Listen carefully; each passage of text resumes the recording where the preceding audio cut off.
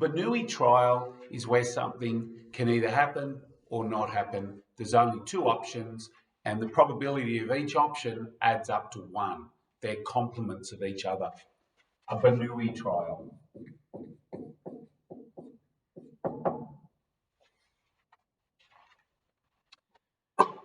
So I'm going to do some Bernoulli trials, and we're going to talk about binomial probability.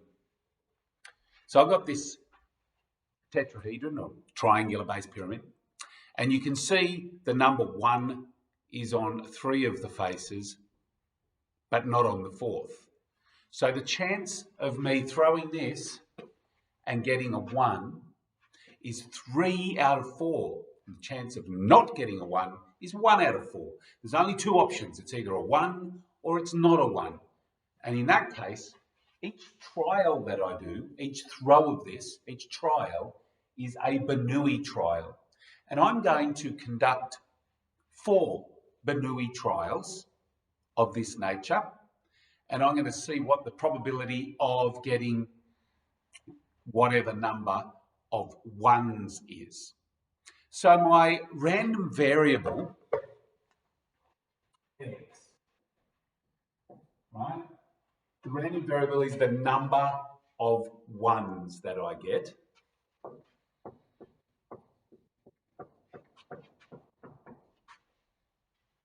I'm conducting Bernoulli trials, repeated Bernoulli trials, and we know that the chance of getting a 1 is 3/4.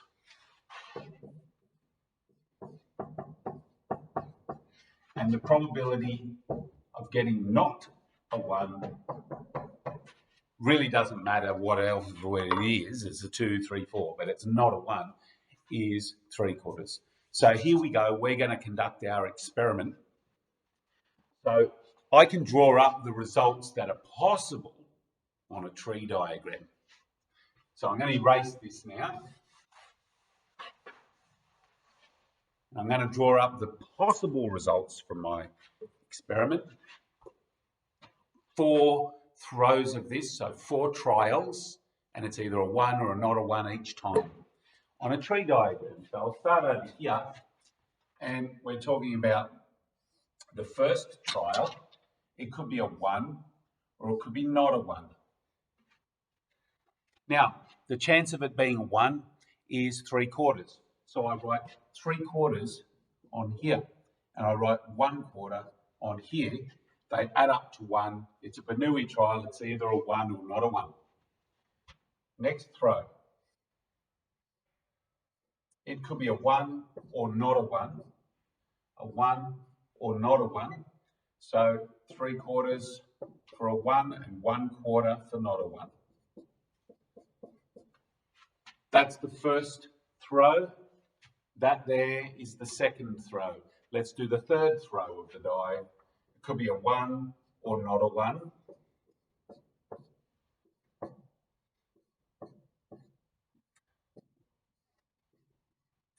And a 1 is 3/4, not a 1 is a 1/4 chance. And this is just normal tree diagram work that we've been doing for years. So there's our first throw, there's our second throw, there's our third throw, and finally the fourth throw. It's going to be hard to squeeze in, but we can get a 1 or not a 1.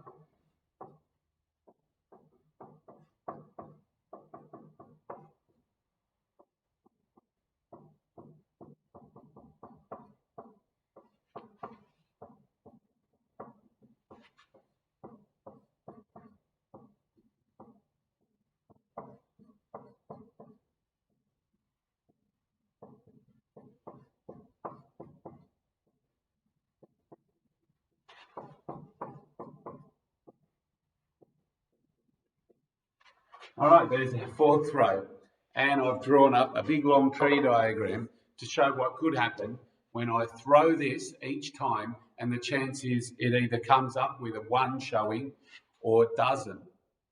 That's a Bernoulli trial. So if you were to put in a table like we're used to doing about what's going on, what you might do is draw up a bit of a table and say, what about if the random variable is a certain number? So what can the random variable be here? It could be 0, 1, 2, 3, or 4. Remember, the random variable that we're talking about today is the number of ones. So you can get none of them. You can get 1, 1 in all 4 rows of this. Only get 1. You can get 2 ones. You can get 3 ones. Or all of them could be ones. Each throw or trial is a Bernoulli trial that has only 2 options. It could be a 1 or it's not a 1. So and yes, this is discrete probability that we're talking about here. Discrete, because the random variable is discrete because it can only be these certain numbers. So we're back to working with discrete for a while. All right. Now, what about the probability that x is equal to x? The probability that it's equal to 0. Well, no ones. That means we're going down this branch here where you didn't get a 1, and then you didn't get a 1, and then you didn't get a 1, and then you didn't get a 1. The whole time you didn't get a 1. So what do I put in there? Well, it's a quarter, and there was 4 throws, so it's quarter to the power of 4. We know that you find the branches on the tree that match the situation you're after, in this case, no ones at all, and then you multiply going along the branch. So a quarter times a quarter times a quarter times a quarter, and you get the answer, a quarter to the power of 4, whatever that is. Now, what about just 1, 1? Well, there's a few ways that this can happen, and the tree is showing that, those few ways that that can happen. For example, if you get a 1 straight away, then for you just to get 1, 1, you can't get any more ones. It's got to be a 1 straight away, and then not a 1, not a 1, not a 1 in your 4 throws. So you get a 1 straight away, and then not a 1, not a 1, and not a 1. It's along there that you're going. Now this branch here has 3 quarters for the 1, and then 1 quarter there's 3 of them. So it's 3 quarters times 1 quarter times 1 quarter times 1 quarter, which I've written there. A quarter cubed, and then there's a 3 quarters times here. But what if you didn't get a 1 at the beginning, then you did get a 1, then you didn't get a 1, and you didn't get a 1? That's another option. It's another of many options, obviously. We have to work through how many different ways there are to get just exactly 1, 1. So you have to get 3 not 1s. So this one here, you've got a quarter, and then you times it by 3 quarters, quarter times 3 quarters, then a quarter times a quarter. So that one there is, you've got a quarter is being times to the power of 3 and timesing it by 3 quarters. So it's got the same chance as the one above, and that makes sense because there's the same numbers on those branches being times together. There's one of the 3 quarters is timesing in with a quarter and a quarter and a quarter. So you're going to get the same thing each time you find one of these branches that matches what you want. How many more branches are there? Well, I could have got a not 1 and then a not 1, and then I could have got a 1 and then a not 1. That branch there will work for me. So that's also going to have a quarter. There'll be 3 of those, so a quarter cubed times 3 quarter. And then finally, you can do a not 1, and then a not 1, and then a not 1, and then a 1. So I'm starting to make a mess drawing on these branches, but you can see that they're the possible ways you can get the 1 for the number of 1s that you get. You get 1, 1, and 3 not 1s, and there's 1, 2, 3, 4 branches matching that. 4 branches. Now, please note how many branches there are. 2, 4, 6, 8, 10, 12, 14, 16. 4 of those 16 branches are 1s. So I'm going to write in there that we've got 4 of these 1/4 is being cubed and 3/4 times is that. So you work out 1/4 cubed times 3/4, that'll be one of those branches, and multiply it by 4. Now I don't want to go through all of these. How many ways to get 2? I mean, there's 16 different branches. I've only used up 5 of them so far. I'm not going to keep doing that. So what you've got to think to yourself is how many ways to get 2 heads, 2 number 1s. And you could start by getting a 1 and a 1 straight on up, and then you could get 2 of them aren't 1s.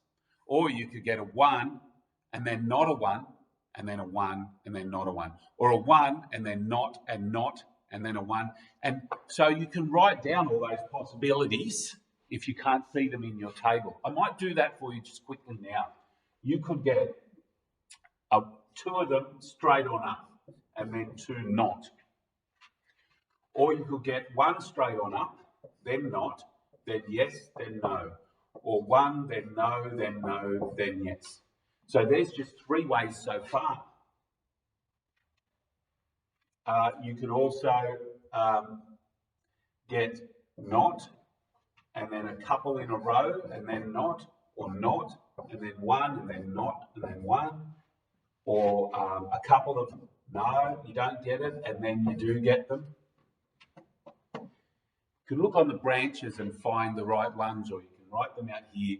But can you see, whichever way you do it, that there are actually 6 different ways that you could get 2 1s, right? Because there's 4 times that you throw this, and you could get a 1 on the first throw and a 1 on the second throw, but then not 2 1s after that, and so on. So there's 6 different ways that it could happen that you get 2 1s. So I'm going to put a 6 here.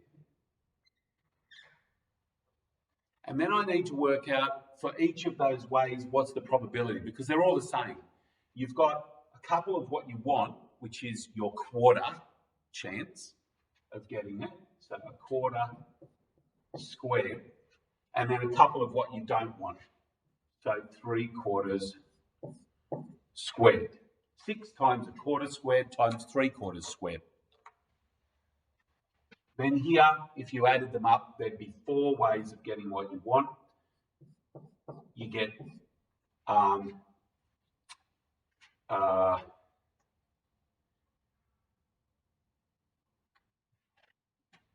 3/4 is what you want. 3/4 is what the chance of getting a 1 is 3/4. So to get 3 of them, there's 3 and just a 3/4.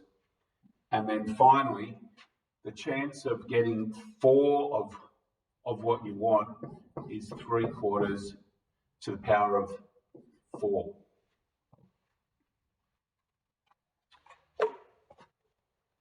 All right, now something in there should remind you of Pascal's triangle and some work we've done last year with the binomial theorem. This here, the number in front of that is a 1, then that's a 4, then that's a 6, that's a 4, then that's a 1.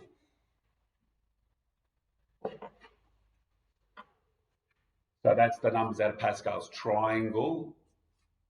If the first row is the 0th row, that's the numbers from the 4th row.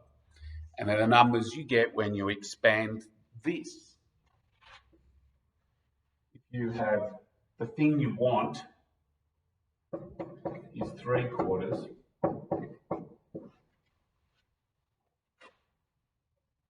then when you expand that, you do it 4 times, that will yield all these results that are written up in here, and it will save you having to either do ticks and crosses like I did, or having to draw up this situation. When you have Bernoulli trials where there's something can either be the thing you want or not be the thing you want, and that those two probabilities add up to 1, it's a binomial situation.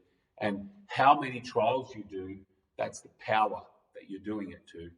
And then you can just decide on whatever the number is, that's what you're powering up the thing to. So we're going to do a few more of those.